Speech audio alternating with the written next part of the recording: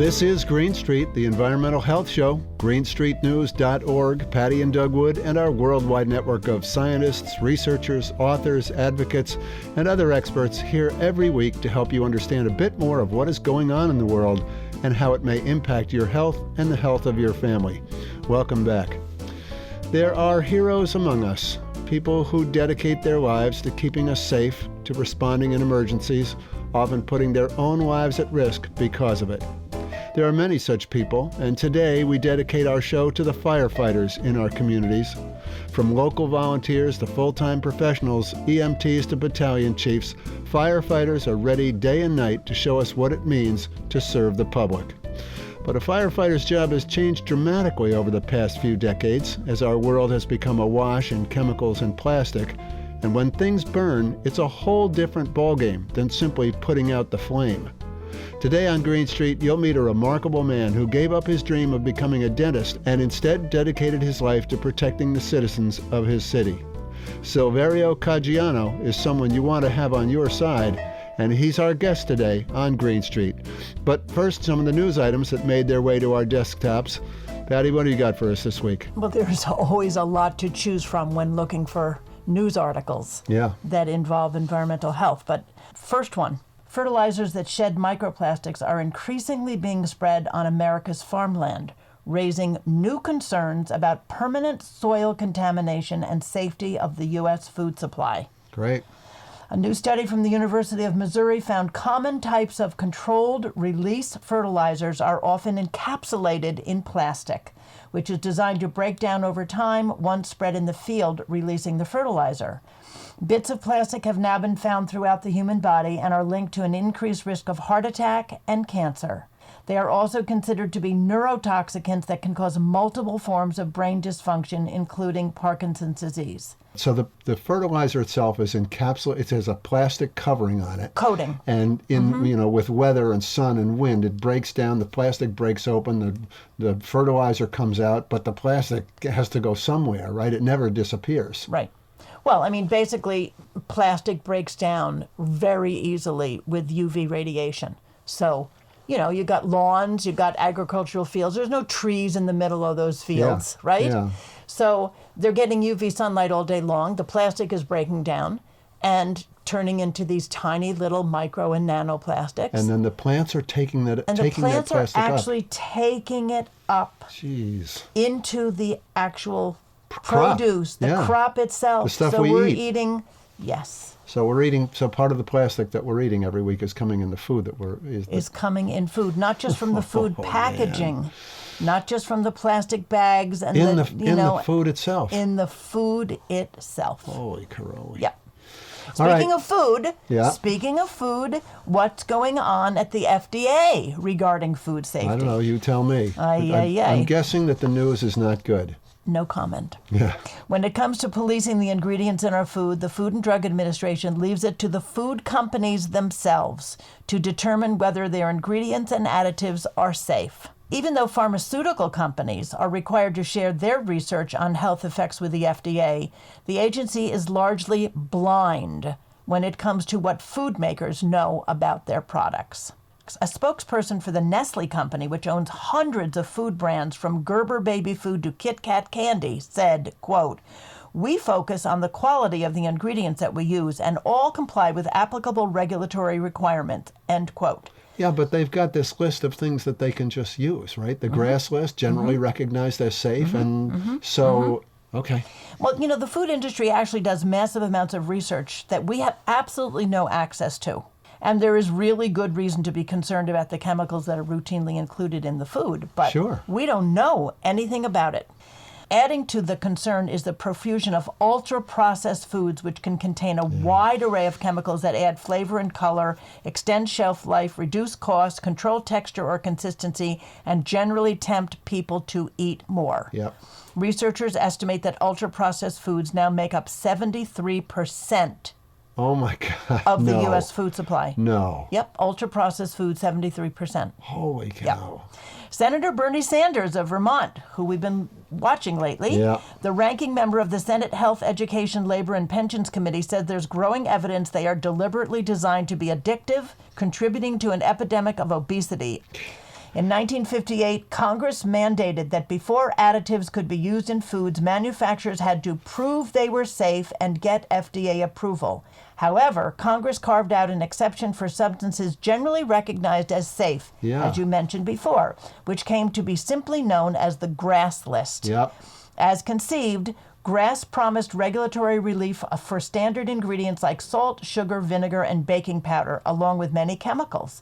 But companies can decide for themselves whether their ingredients are already recognized as safe and use them without asking the FDA for permission or even informing the agency.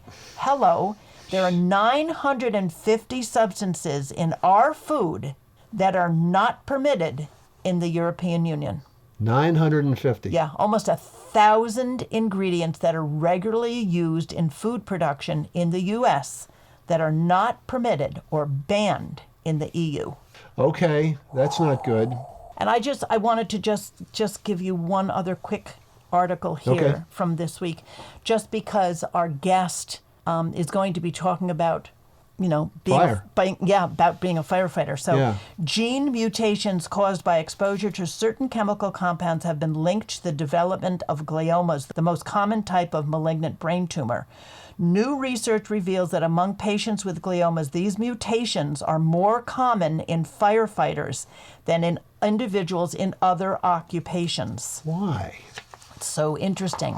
The gene mutations of interest in the study make up a mutational pattern or signature that other investigators previously associated with exposure to haloalkanes, which are used in flame retardants, fire extinguishants, refrigerants, and other products. All firefighters are exposed to such chemical agents. The firefighters were more likely to have this haloalkane-associated mutational signature, especially if they had been firefighters for many years. You know, these guys are they are on the front lines here and really suffering from all these exposures that this is a bad very, situation. very treacherous job. Yeah. Yeah, I mean, it's dangerous for so many reasons. You know, it's for dangerous so many just because reasons, but this is very cow. interesting. This was actually done at Yale University School of Public Health. Yeah. Yeah. All right. Thanks, Patty. You're welcome.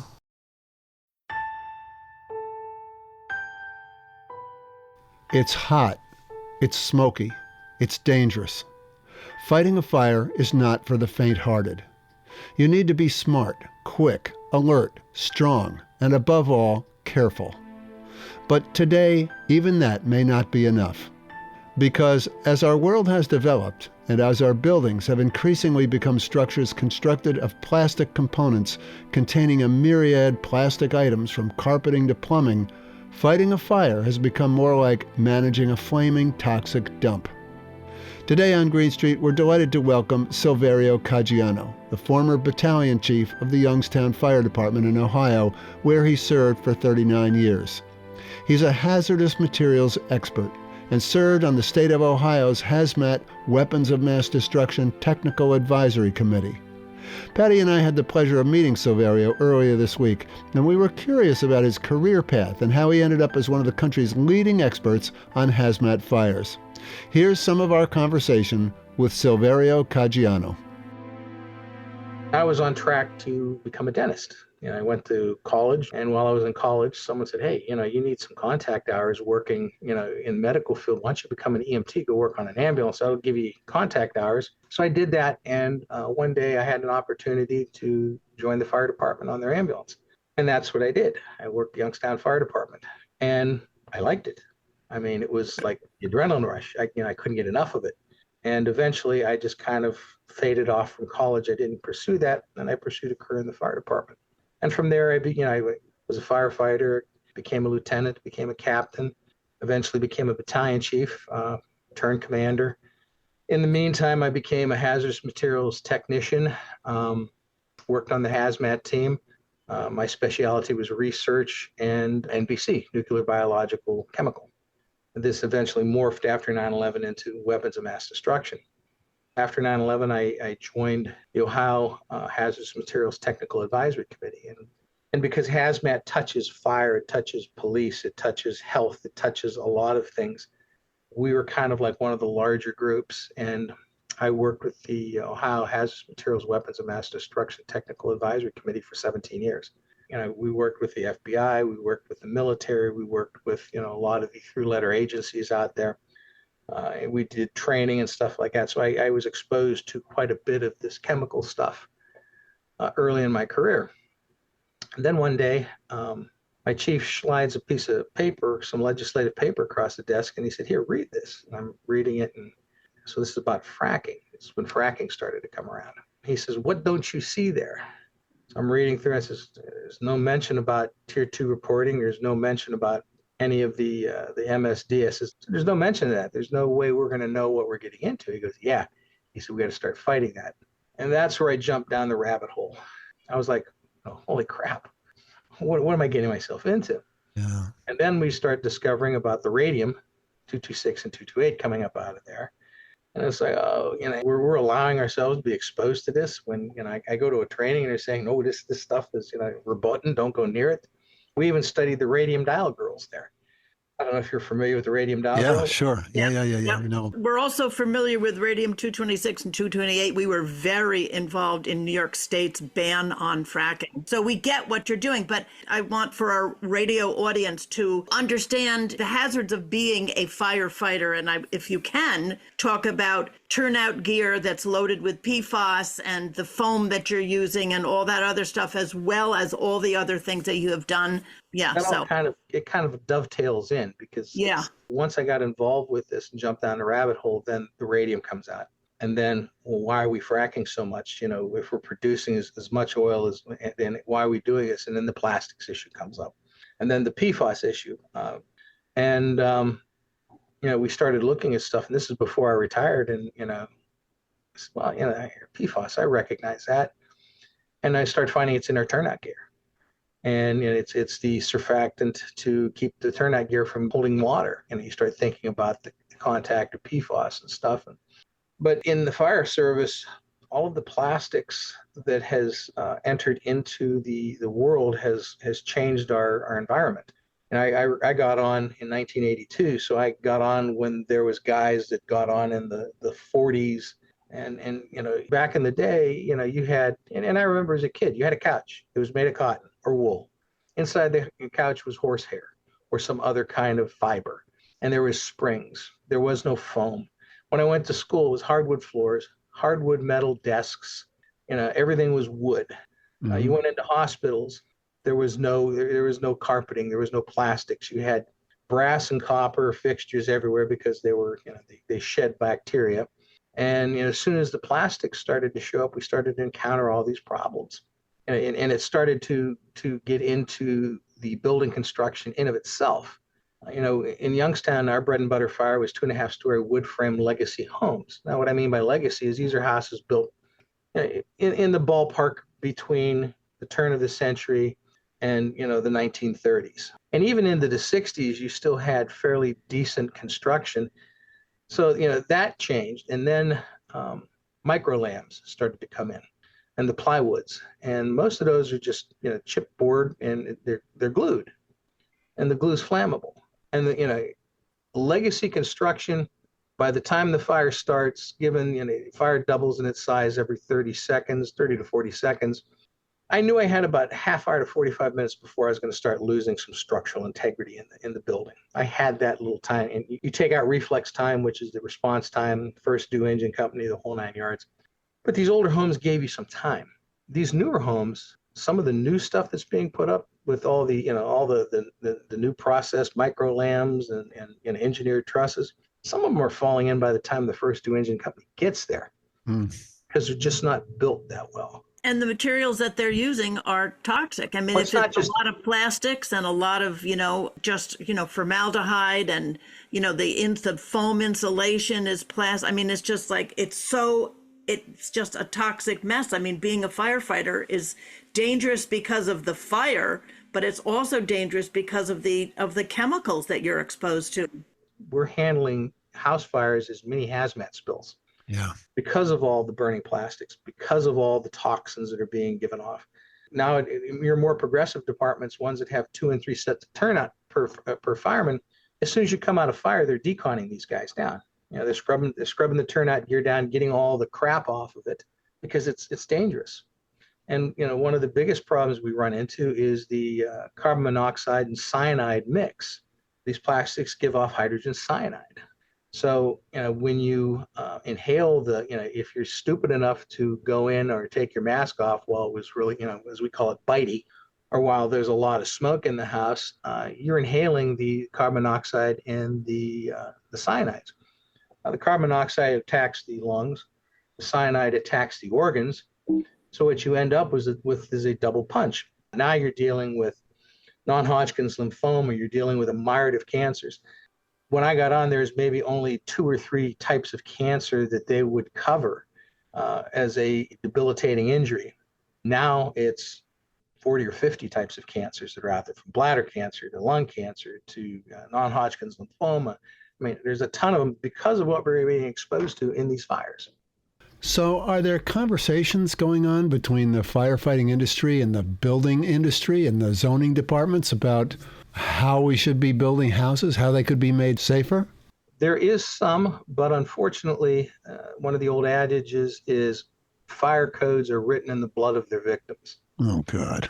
So, you go back historically, when did we start having regulations about fire exits? Well, after the Triangle Shirtwaist Fire in New York City that killed hundreds of people.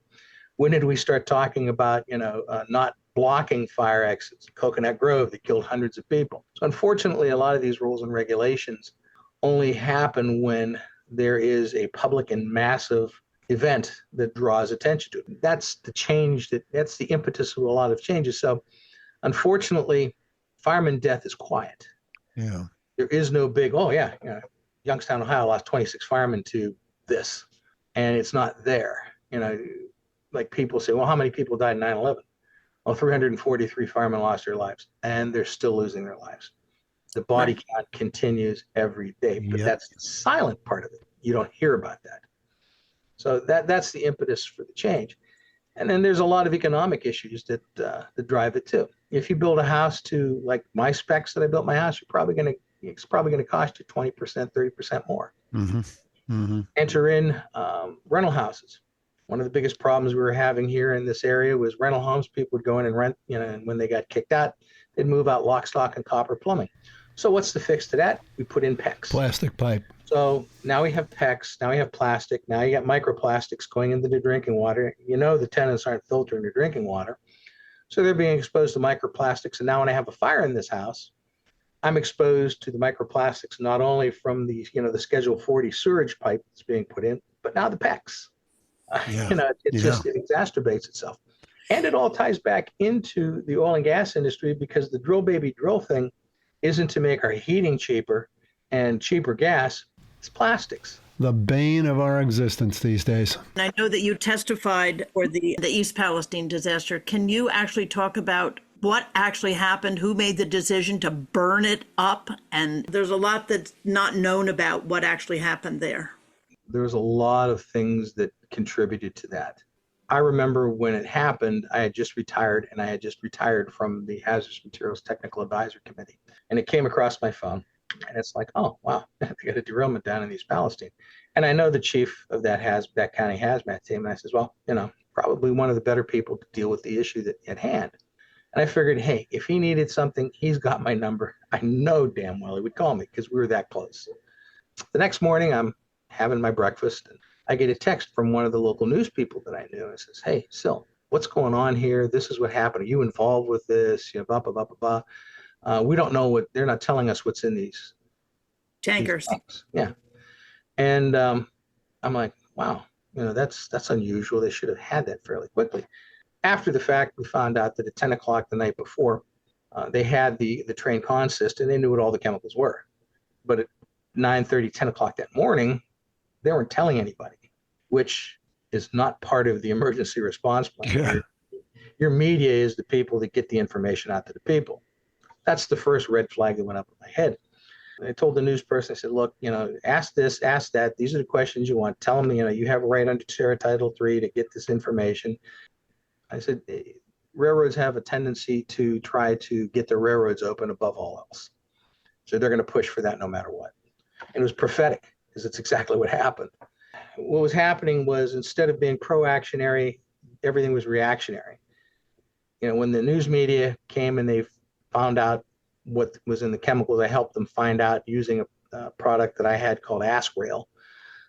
They could send me pictures of the rail car, the alphanumeric number. You see them on the cars. It's like UTLX 19. Well, because I was a fire chief and I was in hazmat, I got a program. And because I teach, I use that program to show people how to use the program.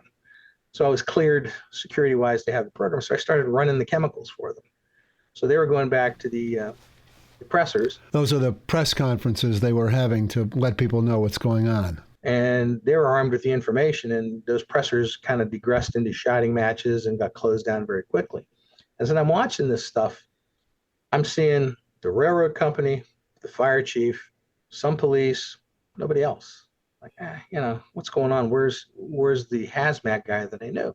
So I give him a call and I say, hey, what's going on down there in East Palestine? Are you okay? You need any help? He goes, so they sent me home at 2:00 in the morning that night. I said, why? He said, things ain't right. And he said, they didn't want somebody like me around. Wow. So at 2:30, 3:00 in the morning, they sent the county hazmat team home.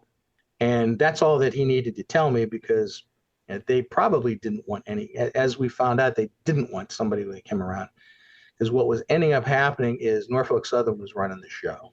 One of the first things I learned when I got in hazmat, first thing you do when you get in hazmat, you get shoved into research, at least on my team.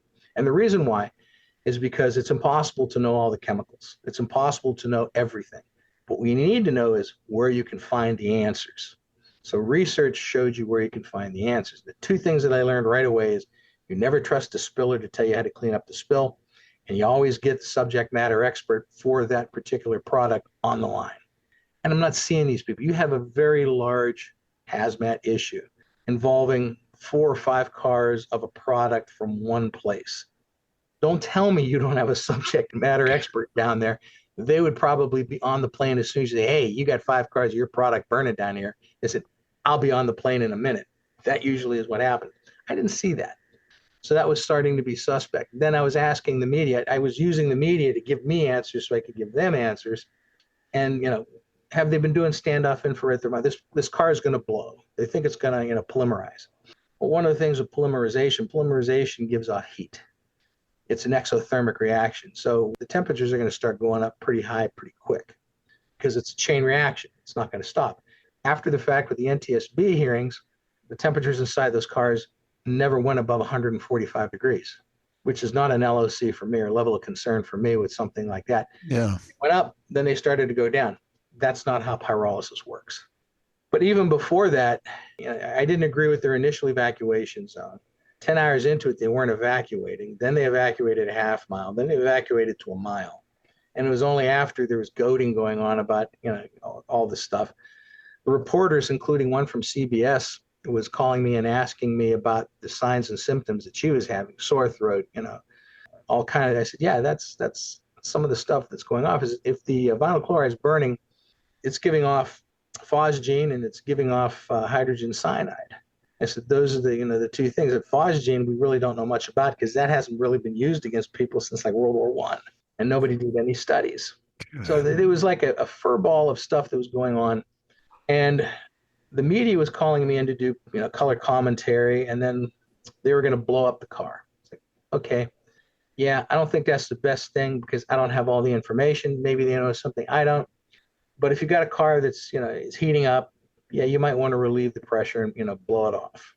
When I get into the news station, do the color commentary on it, the news guy said, "Hey, Sil, they're blowing up all 5."